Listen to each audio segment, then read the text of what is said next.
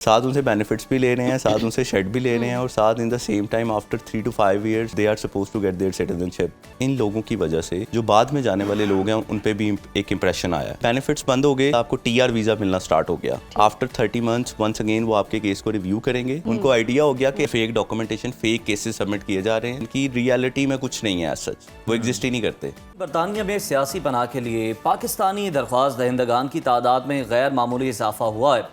2024 में जमा कराई गई 40,000 दरखास्तों में से 11,000 से जायद पाकिस्तानियों की है और ये तादाद गुज़श्ता 2 साल के मुकाबले में 5 गुना ज़्यादा है और पाकिस्तान 175 ममालिक में सर फहरिस्त है। तमाम दरख्वास्त दहिंदगान कानूनी वीज़ों, विजिट, वर्क और स्टूडेंट वीज़ा के ज़रिए बरतानिया में दाखिल हुए और इसी दौरान बरतानवी हुकाम ने पाकिस्तानी शहरियों के लिए अहम वीज़ा हिदायत भी जारी की हैं। बरतानवी हाई कमिश्नर जेन मैरियट की जानिब से कहा गया है कि 6 माह से ज़्यादा के तलबा और जो कारकुनान हैं उनके लिए ई वीज़ा का निज़ाम मुतारिफ करवाया गया है और वीज़ा को मौजूदा पासपोर्ट से लिंक करना लाजमी है ताकि सफ़र और रिहाइश महफूज और आसान हो।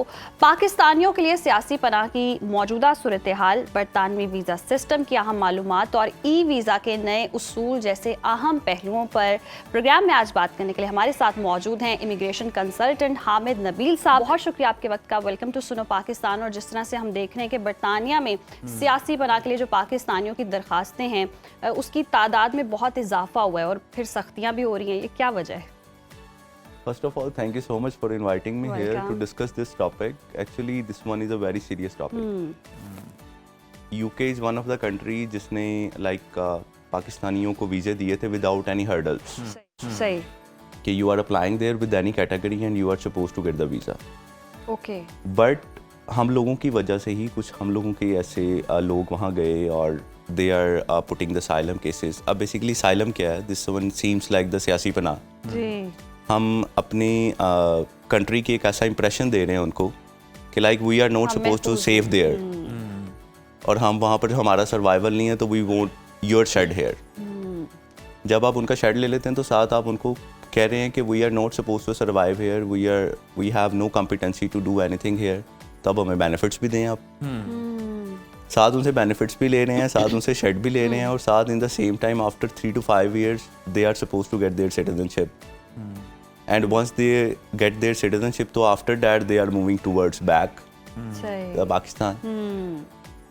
This is actually the situation as कि इन लोगों की वजह से जो बाद में जाने वाले लोग हैं उन पे भी एक इम्प्रेशन आया है और इसने हमें इतना इफेक्ट किया है कि फर्स्ट टाइम लाइक यूके ने नियर अबाउट 30% रिफ्यूजल्स दिए इन स्टडी केसेस।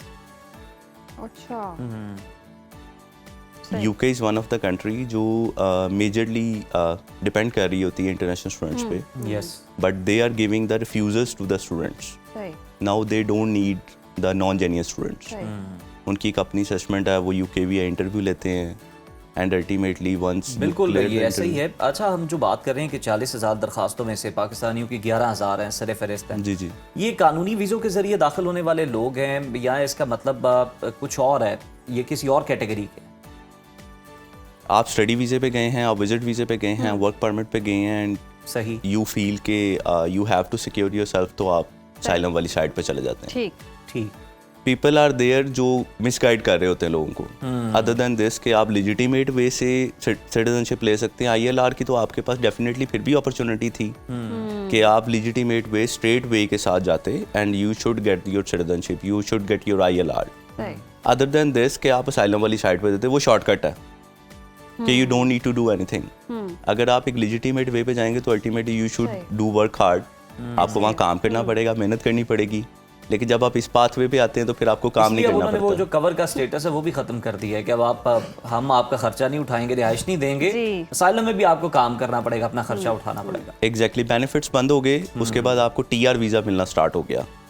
अब इनिशियली आपको 30 months का वीज़ा मिलेगा। आफ्टर 30 months वंस अगेन वो आपके केस को रिव्यू करेंगे और ये टिल 20 years चलता रहेगा। अच्छा। टिल 20 years मतलब इतनी एफर्ट्स पुट करनी पड़ेंगी। तो ये बरतानवी जो सिस्टम, इनका जो वीज़ा सिस्टम है, इसमें ऐसे लूप होल्स क्या थे, क्या खामियां थी जिसका फ़ायदा पाकिस्तानियों ने उठाया? जितने भी लोग हैं जो असाइलम अप्लाई करते हैं, वो इतना क्या इनका सिस्टम ऐसा था कि ईजिली असाइलम अप्लाई कर दो? आप उनके लूप होल्स की हम बात नहीं कर सकते, they are working over the documentation. Okay, आप उनको डॉक्यूमेंट्स प्रोवाइड ठीक। कर रहे थे एंड दे ये आर हमारी सपोज्ड टू खामी है ट्रस्ट यानी on your given document, Okay. जो आप उनको दे रहे हैं वो ठीक है। सही, जब उनको ये आइडिया हुआ कि they we can generate the fake documents, तो फिर उन्होंने वेरिफिकेशन स्टार्ट की। सही सही जब उन्होंने वेरिफिकेशन स्टार्ट की तो ultimately the chapter is open. उनको आइडिया हो गया कि ऐसे एक्चुअल में हो रहा है कि हमें fake documentation, fake cases submit किए जा रहे हैं जिनकी रियलिटी में कुछ नहीं है, सच वो एग्जिस्ट ही नहीं करते। सही, और उसके बाद क्या कहते हैं लोग हमें लाइक फेक डॉक्यूमेंटेशन के थ्रू, ILR के थ्रू और फिर बाकियों पे भी सख्ती है ना, डिग्रियां भी आपने वेरीफाई करानी है, वो भी एक लंबा प्रोसीजर है, और भी चीज़ें आपने वेरीफाई करवानी है, Restrictions वो इसीलिए बिल्कुल रिस्ट्रिक्शंस हैं, डिमांड है।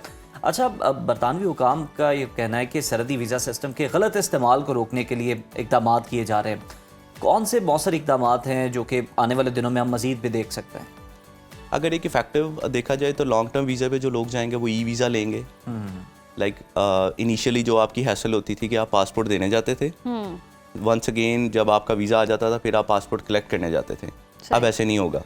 आपने सेम डे पे biometric the, after 3 to 4 hours you will get the call from the embassy and you can collect your passport on the same day.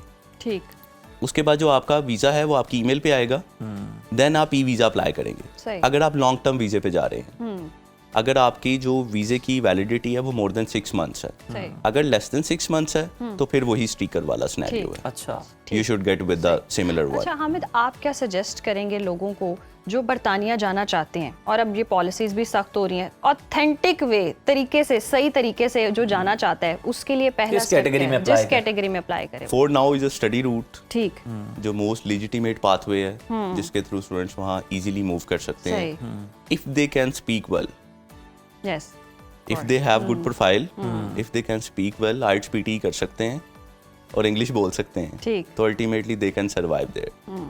Other than this, अगर कोई कहे कि अब जिस तरह पहले हो रहा था उस तरह सेम वे से हम UK जा सकते हैं, तो ऐसा पॉसिबल नहीं है। ठीक ठीक ठीक, यानी कि वो भी चाह रहे हैं कि अब सही लॉजिकल और पढ़े लिखे लोग आए और जो हमें Genuine कमा कर दें, हुनरमंद skilled लोग हों। हुनरमंद हो, स्किल्ड हो, जो हमें कमा के दें, हमारा फायदा करें। ऐसा Exactly. नहीं होगा कि हम आपको बस असाइलम दे देंगे और आपके सियासी पनाह के तौर पर अच्छा आप- हामिद, बिल्कुल ये जो 6 माह से ज़्यादा वीज़ा होल्डर्स के लिए वीज़ा को मौजूदा पासपोर्ट के साथ लिंक करना है, ये क्यों लाजमी है और इसका क्या तरीक़ेकार? इसका एक उनकी वेबसाइट है, उसके थ्रू ठीक एक है। एप्लीकेशन आप सबमिट करते हैं। आपका जो वीज़ा आता है ओवर द ईमेल, आपने उस पर एक बार कोड होता है वो पुट करना होता है, वहाँ पर साथ अपने कुछ आइडेंटिकल इंफॉर्मेशन है वो पुट करनी होती है। उसके बाद वो आपको वीज़ा इशू करते हैं, UK होम ऑफिस आपको वीज़ा इशू करता है, ठीक, और वो इजीली वेरीफाइबल होता है। एक एप्लीकेशन है जिसको आप डाउनलोड करें अपने फ़ोन में, इफ़ समवन आस्क यू तो आप उसको वो एप्लीकेशन दिखा दें। सही, वो UK होम ऑफिस की ही एप्लीकेशन है जहाँ जाके आपने अपने लॉगिन्स बनाने हैं आफ्टर गेटिंग योर वीज़ा, और सिंपली आपने वीज़ा अप्लाई कर देना है। सही। तो there is no such rocket science in it. अच्छा, जो ऑलरेडी वहाँ मौजूद लोग हैं जिन्होंने असाइलम ऑलरेडी अप्लाई किया हुआ है और वो रह भी रहे हैं, उनके लिए फिर क्या अब सख्तियाँ होने वाली हैं? According to the current scenario जो अभी तक न्यूज़ है वो ये है कि their cases should be verified. Okay, जिन्होंने ऑलरेडी केसेस सबमिट किए हुए हैं उनके केसेस भी वेरीफाई होंगे, सही, और सेम रूल उन पे भी अप्लाई होगा सिंस 2021 अभी तक के जो रूमर्स है। ठीक, दिस इज रियलिटी और not, we will see after the implementation, but thing is कि दे आर थिंकिंग अबाउट कि सिंस 2021 के बाद जिन लोगों ने भी असाइलम केसेस अप्लाई किए हैं they should verified their cases, और उसके बाद फर्दर वो प्रोसीड करेंगे उनके केसेस को।